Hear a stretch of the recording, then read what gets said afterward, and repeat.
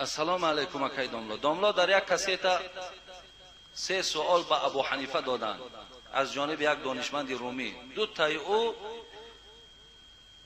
دوی آن بود که یک تایش در دست نبود.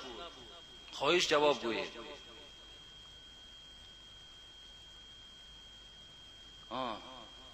3 سوال به ابو حنیفه دادن دانشمند رومیه. 2 تای او در دیسک بوده است و 1 تاش نبوده است. با همو برادرایی که زاپیس میکنن بسیار شکایت ها میشود که زاپیس ها خوب نیست. کسی که مسئول است، من همین زاپیس کنار را دادرای عزیز باور کنین شناسم تا سلام علیک هستم نه خیش من نه تبارم. ولی بسیاری جاها فریاد میکنن که تو گویا که از حساب همین زاپیسا پول میگیری. قسم به نام پروردگار 1 درم از همینا به ما فایده نیست. ولی من فایده ای نه، من همین را در پهن کردنش جانبدارم که دیگرها گوش کنن سبب هدایت شود. ولی از این به ما حق، حالی بعضیا میگن تو آخه مؤلفی، تو حق مؤلفی باید بگیری، یعنی باید همون چند فایزی همین درآمد اینا را تو بگیری. نه، من گذاشتم، من شکر خدا فایده هم هست، فایده ما را دیگر کسا میتید، فایده ما نزد خداست. ولی در مسئله شکایت که بسیار ناخوب میآیند، زاپیسات خیره میآیند، صداهات ویران میآیند، گفته برای همین همینا را اصلاح کنید.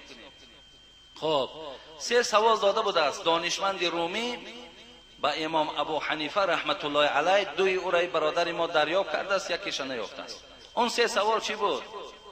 یکم، این دانشمند رومی که بسیار انسان متکبر بود، برای گویم که امام ابو حنیفه را در پیش شاگردها و خلیفه نشان دهد که یک آدمی بی سواد است، این به سوالهای من جواب گفتن نمیتواند. آمد نزد خلیفه و خلیفه را گفت همین امام ابو حنیفه که امروز آوازه و تمام عراق فرا گرفته است، میخوام با تمام شاگرداش اینجا حاضرش کن، 3 سوالش میتیم. از همین 3 سوال من 1 را جواب گفتن نمیتواند.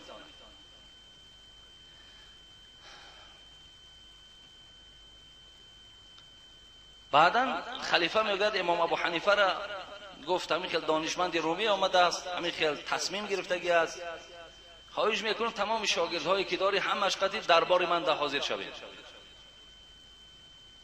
بعدا وقتی که آمدن این دانشمند رومی همین منبری که من نشستم هم تا بالا در نشست و امام ابو حنیفه از پایان گفت سوالها تا پیشنهاد کن. چی سوال داری؟ گفت یکم، اینا را من 1 بار گفته بودم که یک برادر با خواهش کرده است. یکم، پیش از خدا کسی بود یا نبود؟ دوم، همین روی خدا کدام طرف است؟ سوم، الحال خدا چیکار کرده ایستاده است؟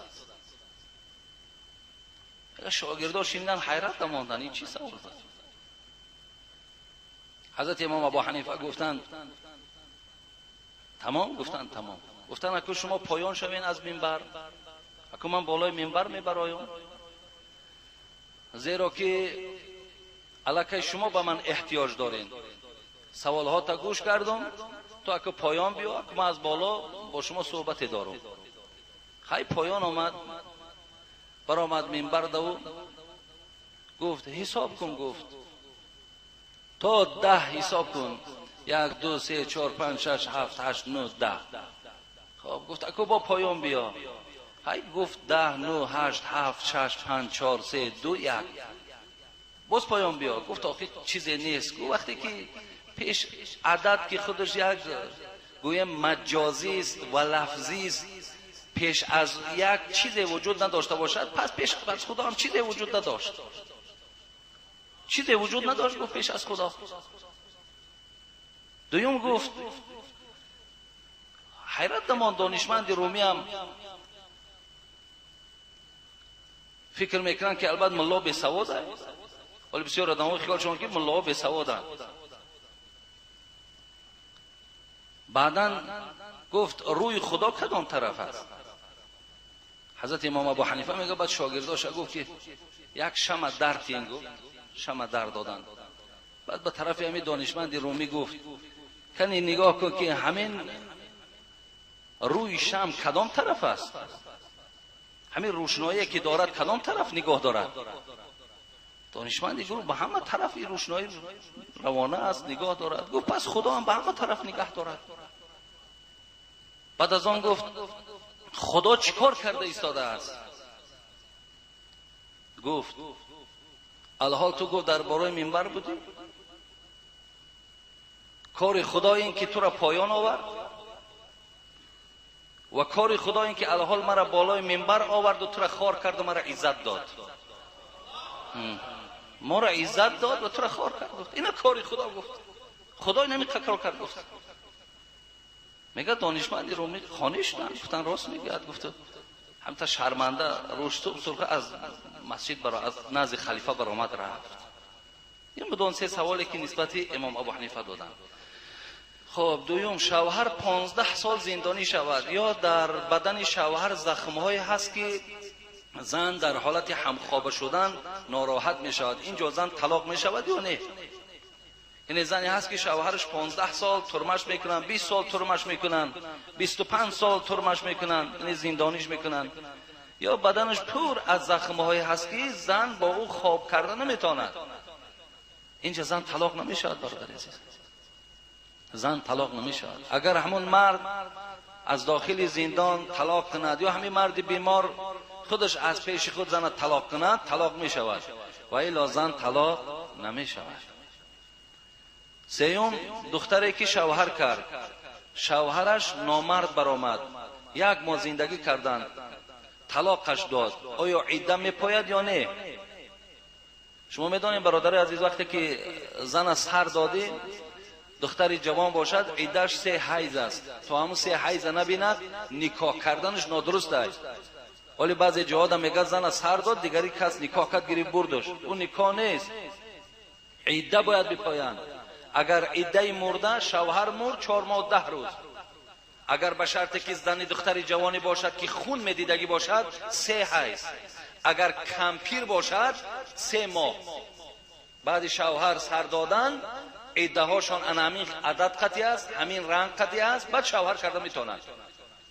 و این خاطر اگر به شرطی که اینجا یک دختر شوهر کرد که شوهرش نامرد برآمد، مقصد هم خوابه شیده نمیتونه بازن، 1 ماه 1 جایه بودن، ولی این اگر چنده که همون خلوت صحیحه میگن، یعنی 10 دقیقه اگر مرد حتی اخته کردگی هم که باشد یا بیماری باشد که هم خوابه شیده نمیتواند، 10 دقیقه اگر با همون دختری را که در نکاح در آورد، شریعت حکمش همین است که تو که با این مرد در خلوتی 10 دقیقه 1 جایه بودی باید 3 حیض بپاید، 3 حیض پایده بعد شوهر میکنه.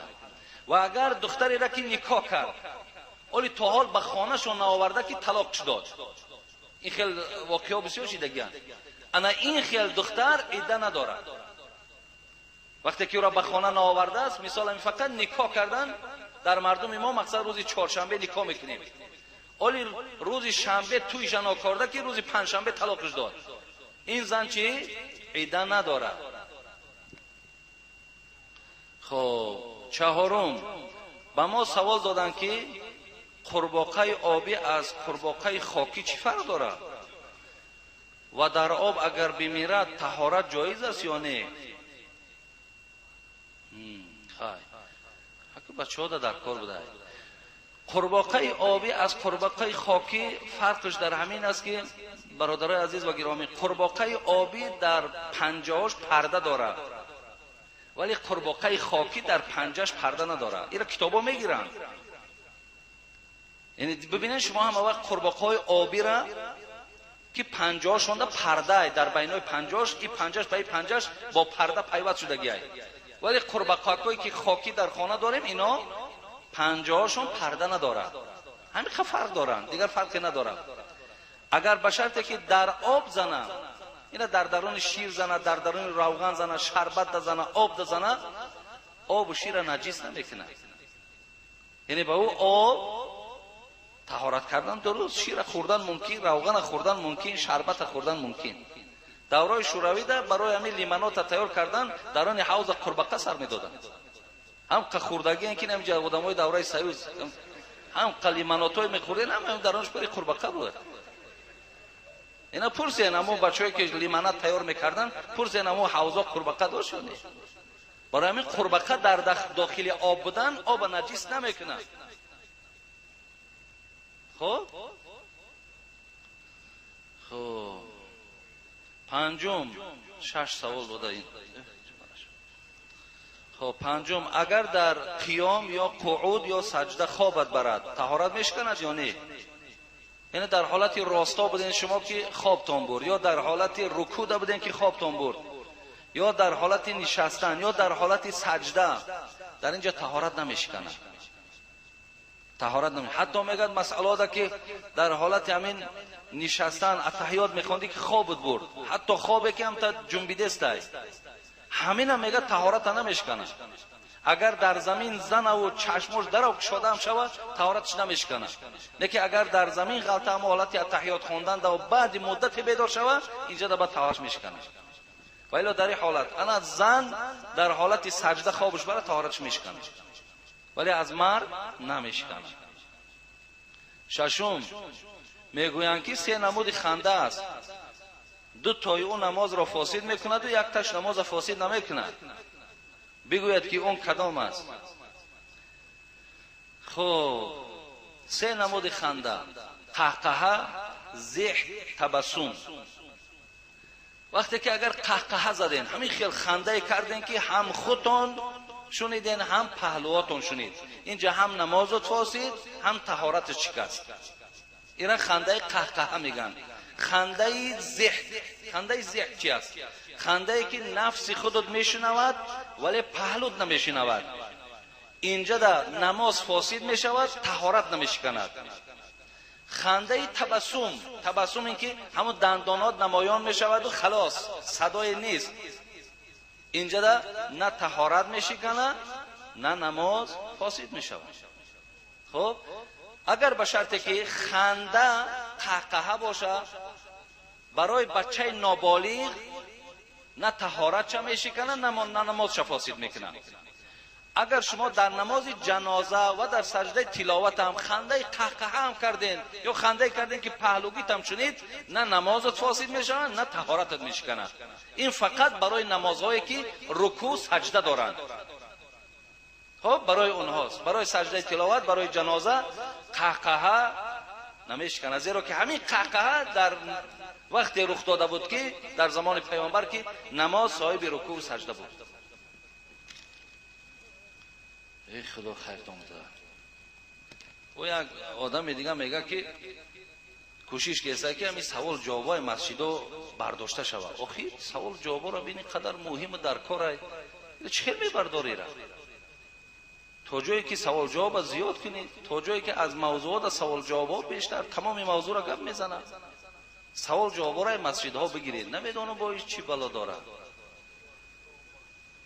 خب السلام علیکم اکای حاجی، من یک خواهر اسلامی شما از شهر دوشنبه. من یک سوال دارم، میخوام همین جمعه پاسخی را گیرم. من شوهرم را به سوی نماز دعوت میکنم، او مرا لط و کوب کرده به من حقارت‌های قبیح میکند و او مقصد حرامی میکند، عرق مینوشد، کارهای غیر اسلامی میکند. او به من میگوید که گوری من جدا و گوری تو جدا. هنگامی من بیمار بودم او به من میگوید که من اینقدر پولهای جمع کردم را برای تو صرف کرده، تو صحت برای تو صرف کرده و تو صحت نشدی. این شوهر من 55 ساله و سوی من میگوید که من میروم زن دیگر میگیرم. من 6 فرزند دارم. او بر قصد من رفته و زنی را گرفت. تا حال مدت 4 ماه است که یک جای زندگی میکنند. فرزندانم نمیخواهند که روی این خیل پدر بدرفتار و بدکردار رو ببینند. اکای داملا آیا نکاح من و شوهرم بریده شده است یا نه؟ شما گفتید که زیناکار ایمان ندارد، نکاح وی درست نیست. آیا او میتواند زندگیش را با من دوام دهد؟ او پشیمان شده است از این کاری کرده است. شما چیزی گویید که من گپ شما را گوش میکنم. با من مصلحت دید که زندگیم ویران نشود. در حق من دعا کنید که من از بیماری صحت شوم، خدا عمر شما را 100 ساله گرداند. اکوی خواهر ما جمله بعدینش و پیشینش رو با موافقت نمیکنه. مثلا خب شما گفتید که آدمی زیناکار ایمان نداره، نکاحش درست نیست، با آخر میگه که یک داملا کاری کن که زندگی ما خوب شود. خدا نگه داره. ما هر یک حرف تحقیق میکنیم، دا میسنجیم که چی میگه، اول دا چی میگه، آخر دا چی میگه. برای همین خواهر عزیز، زندگی شما ویران نیست، زندگی شما درسته. ما گاه به طریقی هم گوییم که در مردم ما چکل است آخه، تا نگوی که اگر زن طلاق میشود نمیترسد دیگر. اینو بگو زن طلاق میشود همین خیل میترسد که زنم طلاق شده، ولی زنا میکنه، عرق مینوشه، خیانت میکنه، دروغ میگه، نمیترسد. حالا که همش گناهش برابره. برای همین مادر عزیز، شما میتوانید که زندگیتان را برقرار کنین، زندگیتان را دوام دین. ببینید که 4 ماه زندگی کردن با زن دیگر با پشیمان شدن. خیر که فرزندداری همین است. برای همین زندگی هاتون کنین، هیچ زلالی ندارد. سلام داملای عزیز، در شب ناخن گرفتن درست است؟ درست است دادر عزیز، یگان گناهی ندارد.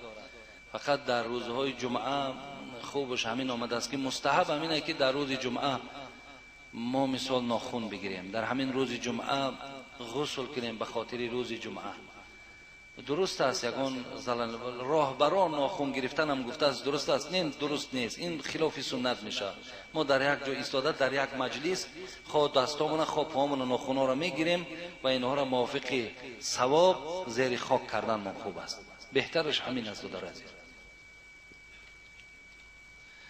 السلام علیکم بابای حاجی، مرا پدرم از خانه پیش کردن در نبودن مادرم. من گفتم که پدر مرا با کدام گناه هم پیش کرده نمیگوید. من گفتم پدر نمیخواهی که من در خانه باشم و من دعای بدهید. گفت نه من به تو دعا نمیدهم. من از خانه برآمده رفتم. من چیکار کنم بابای حاجی؟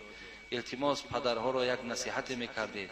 من انتظار جواب این سوال شما هستم. خداوند شما را نگه دارد. بله، یک انسانی هست که در ناخن فرزند سوخته و بریان است. یک آدمی هست که با فرزند داره و از خانه پیشش میکند. برای همین دادرای عزیز، گاه وقت پدر است غضبانی میشود، عصبانی میشود، ناراحت میشود. شما در برابر ناراحت شدن پدر ناراحت نشوین، در برابر عصبانی شدن پدر عصبانی نشوید. اونا عصبانی شدن شما سرخم کنید، اونها گپ زدن شما خاموش باشین. خدا خواهد انشاءالله همه کار به خوبی به آسانی راه خودش مییابد. این پدر گفت رو از خانم گم شو، مقصد غضب تو درو برآمده رفتن بگیری، به این کار تو حل خودش نمییابد. که گفت نه پدر من هیچ وقت از خانه بیرون برآمدم نیستم. برای چی برام؟ مثلا فلان کنم، من اصلاح میکنم خودم. پدر من خودم اصلاح میکنم. پدر چیزی که باشد کمبودی باشد، من برای کمبودی های خودم البته برای برطرف کردنش کوشش میکنم. گفته دادارا این خیلی معامله کنین. در برابر بعضی هامون ببینین پدر یک گپ زده است، صدها گپ در خب کن تو نمیدانی چیکار داری، بس با کاری خود کنم. گفته دیگر همچنان در برابر یک گپی پدر 10 گپ میزنی. برای همین این چیزها را شما هم دادارای عزیز به نظر گیرین. اگه پدر او را دیگر ما چی نصیحتش میکنیم؟ مقصد پدر حقوق پدری داره، گاه وقت سیاست میکنه، گاه وقت دشنا میکنه، برداشت کن در کار. اولی صاحب بچه شین، اولی صاحب فرزند شین، شما هم همچنان بشین. فرزندا گپتون کی نگیره، بعد این مهنت‌های قبلی کردگیتون به یادتون میاد و بعد دیگه شاید که او یک دشمن کنه تو 10 دشمن فرزند تکنی. برای من طاقت کن در دادرای عزیز، هیچ وقت در این کارا سراسیمگی را پیشه نکنید. خب السلام علیکم اکه حاجی، من مخلص شما هستم. سوالم چنین است، من امر معروف های شما را با تلفن ثبت کرده میگیرم و مسجد رفته تا وقت نماز همراه نمازگزاران امر معروف ها را در تلفن ثبت کرده را گوش میکنیم و سخنان شما را با زبان ازبکی ترجمه کرده میرسونم، زیرا که اونجا همگی ازبک زبان هستند.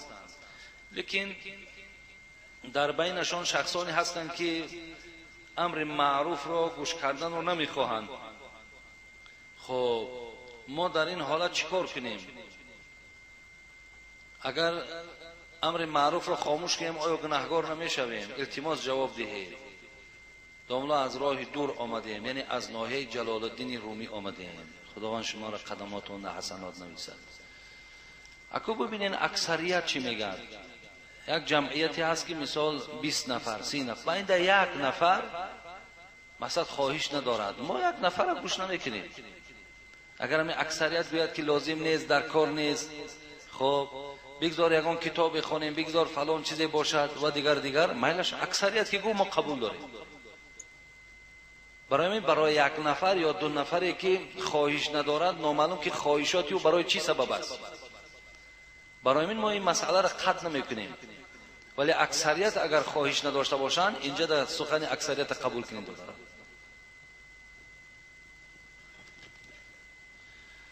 السلام علیکم اکای دوملا، ما یک گروه از ناحیه غرم شهرک نوآباد امروز در این مسجد در امر معروف شما اشتراک داریم. از خدای مهربان خواهان او هستیم که خدا نگهبان شما باشد و ما مخلصان دائمی شما هستیم. از شما خواهش میکنیم که در حق ما هم دعای نیکی خود را دریغ ندارید.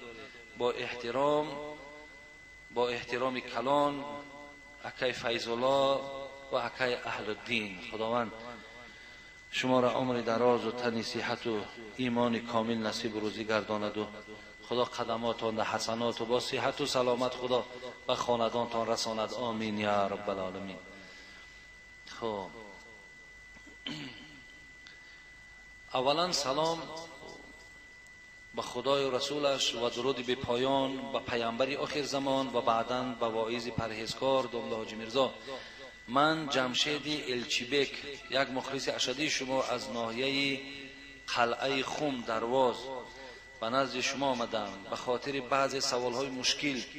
سوال همین که اگر زنی را با تلفن طلاق دهد یا به مکتوب یا به دست کسی روان کند آیا طلاق می شود یا نه؟ بله طلاق می شود. اگر زن را به تلفن طلاق کنین یا مکتوب نویسین یا به طریق اینترنت یا به طریق کسی را روان میکنین که رو زن مرا گو که مثال 2 طلاق 3 طلاق، در همه این صورت ها زن طلاق می شود. لیکن اگر به طریق اینترنت یا تلفن یا مکتوب اگر نکاح کنین نکاح نمی شود ولی طلاقتون واقع می شود. خب دویم زنی که طلاق شوهر ناگرفته باشد طلاق حساب هست یا نه؟ حساب نمی شود. تا زن طلاق از شوهر نگیرد زن طلاق نمی شود مگر حاضر 4 سال اگر زن گوییم که نفقش نرسانیم، تأمینات خانوادگی و خبرگیری از حال زن نباشد، این حالت زنها حقوق دارند که رفته از مرکز اسلامی حکم 1 طلاق میگیرند به طلاق دادن شوهر به اجازت شوهر به خاطر 4 سال سراغ نکردن زن. این حالت از زن ندارد.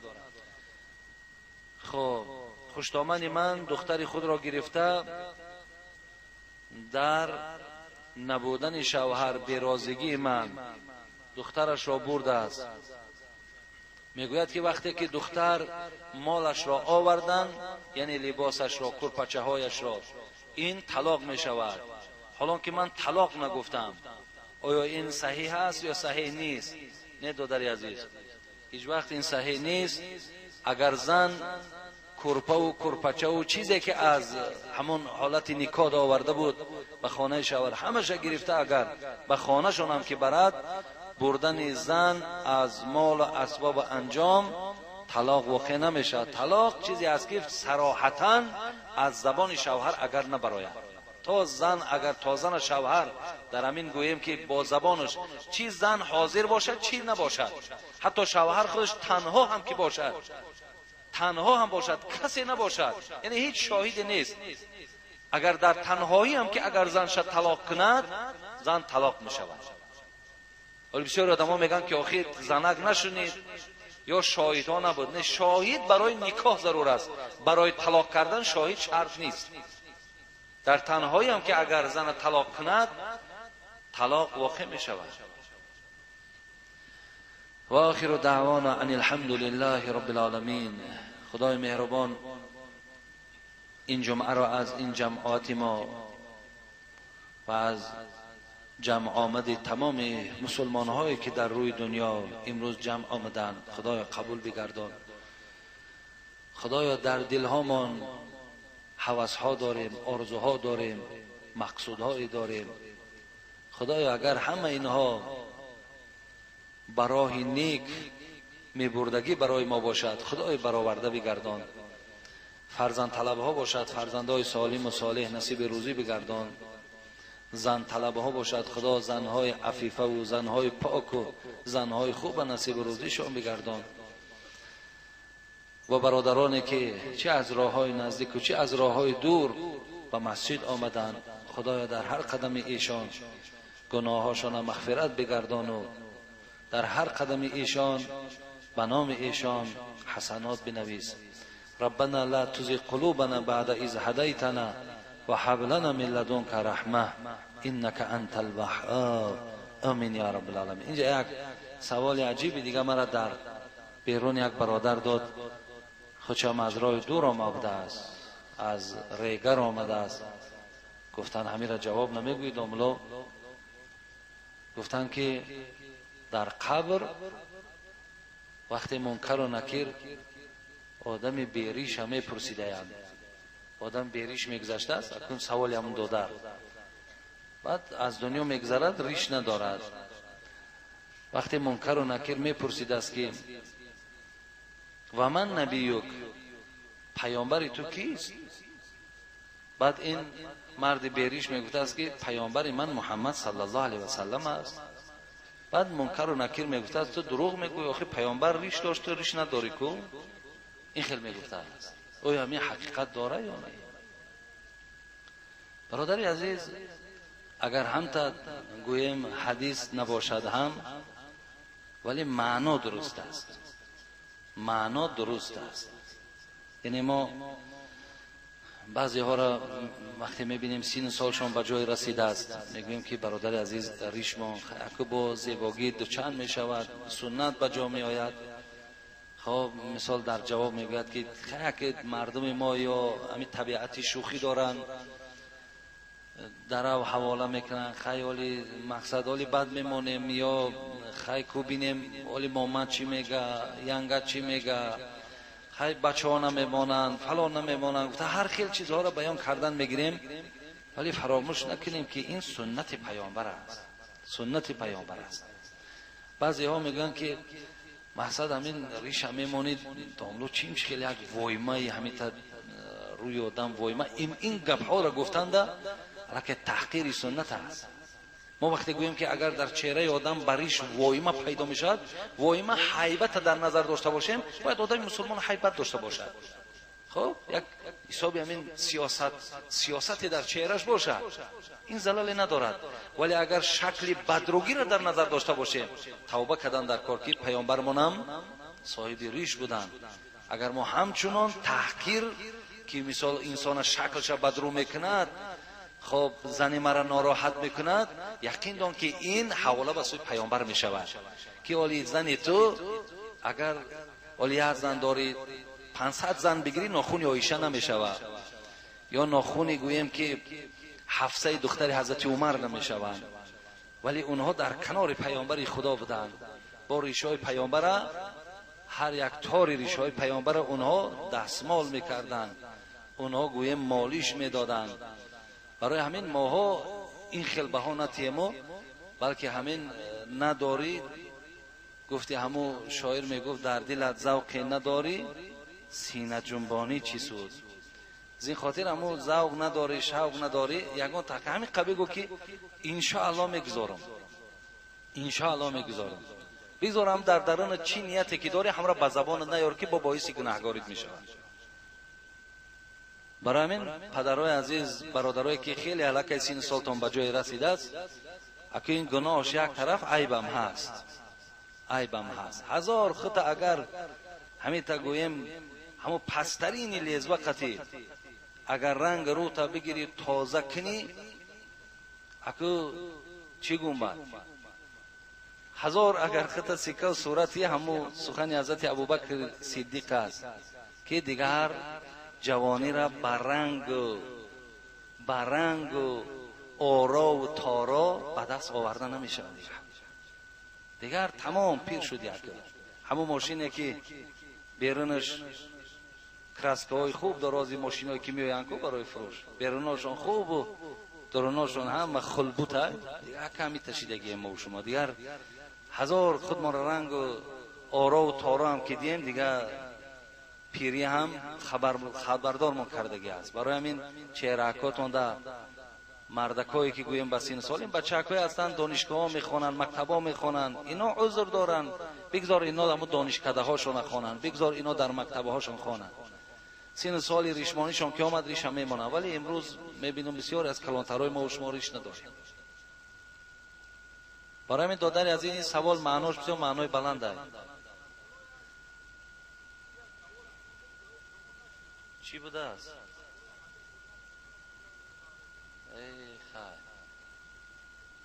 بله انشاءالله اینا میخونیم. یک سوال داده بود کدام شخصی از کسی شنیده است که گویا که حضرت عمر رضی الله عنه در شکم فاطمه که در حالت حامله دار بود، در شکمش همون بچه محسنش بود، همون را گویا که به شته زده باشد و محسن در داخل شکم فاطمه ویران شده و مردگی به دنیا آمده باشد. خیلی تهمت ای، البته تهمت ای. ایره کسی باور میکنه خودش عاصی و گناهکار و دوزخی ای. ایره هیچ وقت ما و شما باید حقی باور کردن نداریم. این تهمتی هست در گردن حضرت ابوبکر بستن. ولی من خدا خواهد با سندهاش، با دلیل‌هایی که چگونه باید تهمت کردن، کدام کتاب‌ها باز کدام عالم‌های ما برای حقیقت این مسئله را در کتاب‌های خدا آوردن، با برای شما خدا خواهد خبرش میتیم. اگه من سوال جواب‌ها دوره جواب میگم، اون مخصوص ما جواب گفتن نمیتونیم. شما یک حدیث فراموش نکنین که وقتی که حضرت عمر حج میرفتن نزد پیامبر آمدن، گفتم پیامبر گرامی من حج میروم. رسول اکرم صلی الله علیه و سلم به همین عمری که تهمتش میکنن که گویا در شکم فاطمه محبوب ترین دختر پیامبر خدا به شته زده باشد، حالان که در زیر پای حضرت عمر مورچه آزار نمیافت، همین حضرت عمر وقتی گفت من حج میروم پیامبر گرامی، رسول اکرم به همین عمر چی گفت؟ یا عمر لا تنسنا فی دعائک، وقتی حج رفتی در حق من محمد دعا کن. برادر عزیز، در حق من دعا کن. از عمر پیامبر گرامی دعا میخواهد، در حقم دعا کن. نخواه که عمری را که پیامبر گوید که در حق من دعا کن، با علم معجزه خود نفهمید که این 1 سال پس یا 10 سال پس دختری مرد در شکمش به شته میزند و در همون زمان میگفتش که مثال از همین کار دست بکش. همه اینا تهمت هم برادر عزیز. اینقدر عمر پیامبر گرامی دوست می داشتند، اینقدر احترام زیاد نسبت عمر داشتند. در همین خلافتی که در بین همین 4 یار پیامبر گذشت، از همه در خدمت بیشتر، اگرچند ما عقیده اهل سنت و الجماعه بر اینیم که اول ابوبکر است، بعد عمر است، بعد عثمان است، بعد علی است رضی الله تعالی عنهم، ما با همین عقیده ایم. ولی از همه در خدمت بیشترین در دوره خلافت 10.5 سال عمر در خلافت گویم نشسته بود، خدمت بیشتر عمر کرده بود رضی الله عنه. اینقدر دولت ها را گویم که همه را در زیر تصرف گرفت، روم شکست داد، 2 تا امپراتوری بزرگ سرنگون کرد، یکی امپراتوری روم، یکی امپراتوری فارسا، ایران شکست داد. این خدمت های حضرت عمر کرده است به نام پروردگار. اگر حضرت علی چی گفته بود؟ حضرت علی در برابر حضرت عمر گفته بود که عمر تمام خدمت های تو را، تمام اون مقصد تمام اون خدمت هایی که من کردم، حضرت علی که داماد پیامبر بود، اینقدر خدمت هایی که برای دین کردن، برای پیشرفت دین کردن. گفتن من تمام خدمت‌های خودم را به همان خدمتی که شما در پیامبر گرامی کردین، شما پشتیبانی از پیامبر گرامی کردین در یکی از جنگ ها، از یادم رفت نامی جنگ که در همون جنگ حضرت عمر بسیار دفاع زیاد از پیامبر کرده است. حضرت علی گفت آیا عوض میکنی همون ثواب دفاعی که در محاربه پیامبر کردی با تمام ثواب چند ساله که من کردم؟ ببین چقدر مرتبه حضرت عمر، خدمت‌های حضرت عمر بیش بود، ولی اكو دشمنای دین ایسا در حق ایشان تهمت را، ولی ما باید هوشیار باشیم، زیرک باشیم، در این مسئله فریفته نشیم. خدا را عزیز که احتیاط کنین. چهاریار از پدر و مادرتون دوست داره. خب یک مادر از دهه پوشیان حج می رود، گفتن دعا کنید، یک قالین آورده بوده. حاجی مظفر بیمار است، در حق کسانی که در صندوق خیریه دعا کنید. و یک جنازه دیگر هم اینجا در حاضر بوده است. خدای مهربان اون مادری که حج می روند حجشان قبول بگردانی و با صحت و سلامت به وطنشان برگردانی. برادر ما اکی مظفر خدای مهربان شفای کامل و شفای عاجل نصیب بگردانی.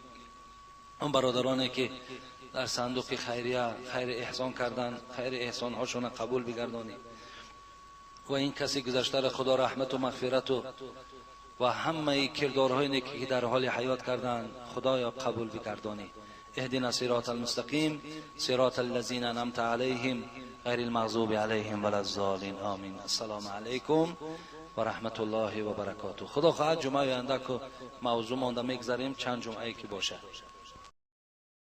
برادران همه را خواهش داریم که در شبکه دیومی ما ابونه شوید.